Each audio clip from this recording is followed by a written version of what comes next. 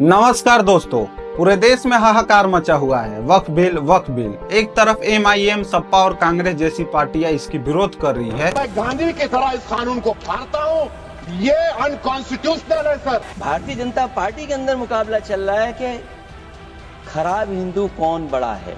वहीं दूसरी तरफ बीजेपी इस बिल को पास करवाने में लगी हुई है। 2 अप्रैल 2025 को लोकसभा में वक्फ संशोधन बिल पास हो गया और इसके पीछे की कहानी किसी थ्रिलर से कम नहीं है। बीजेपी ने अपने 2 बड़े सहयोगी नीतीश कुमार और चंद्रबाबू नायडू को कैसे मनाया? क्या कोई बड़ी डील हुई या फिर यह गठबंधन की मजबूरी थी? आज हम इसकी पूरी इनसाइड स्टोरी आपके सामने लाने वाले हैं, तो वीडियो को लाइक करें, चैनल को सब्सक्राइब करें और चलिए शुरू करते हैं। सबसे पहले समझते हैं कि यह वक्फ संशोधन बिल 2024 है क्या। ये बोर्ड भारत में मुस्लिम समुदायों की संपत्तियों को मैनेज करता है, जिसमें मस्जिदें, कब्रिस्तान और दान की गई जमीनें होती है। लेकिन बीजेपी का दावा है कि इसमें भ्रष्टाचार और गैर पारदर्शिता है।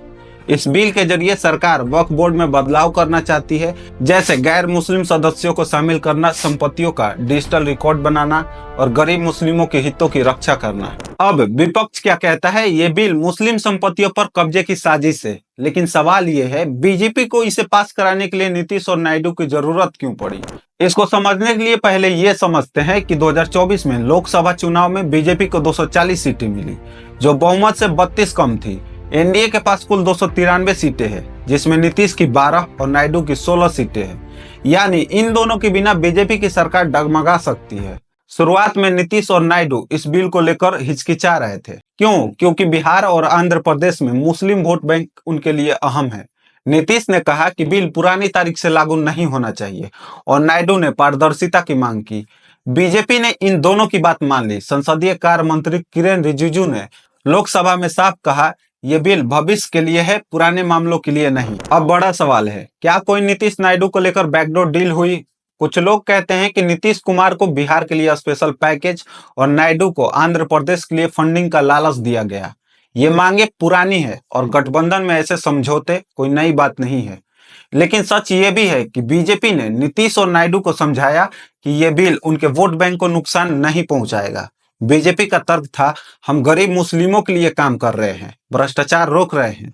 फिर दोनों नेताओं ने इसे गठबंधन धर्म का हिस्सा मानकर हाँ कर दी। लेकिन सवाल ये भी है कि चंद्रबाबू नायडू कहीं वापस जेल न चले जाए, इसका डर तो नहीं? बता दे, नायडू जब गठबंधन में नहीं थे तो ईडी ने 371 करोड़ के कौशल विकास मामले में उनको गिरफ्तार किया था। लगभग 53 दिन जेल में रहते हैं। लेकिन जैसे ही बीजेपी के साथ उनकी पार्टी गठबंधन में आती है तो 16 अक्टूबर 2024 को ईडी क्लीन चिट दे देती है।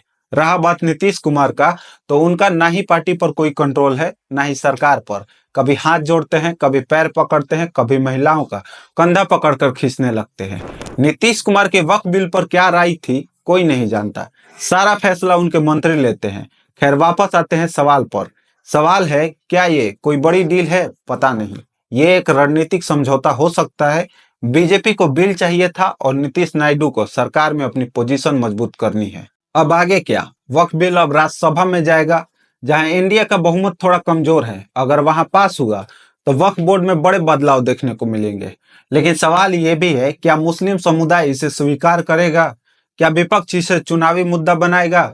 नीतीश और नायडू के लिए यह भी टेस्ट है, क्या उनके मुस्लिम वोटर उनसे नाराज होंगे या फिर वो इसे पारदर्शिता के नाम पर जस्टिफाई कर पाएंगे? तो दोस्तों, ये थी वक्फ बिल की इनसाइड स्टोरी। आपको क्या लगता है, क्या नीतीश कुमार और नायडू का फैसला सही था या बीजेपी ने उन्हें मजबूरी में फंसा लिया है?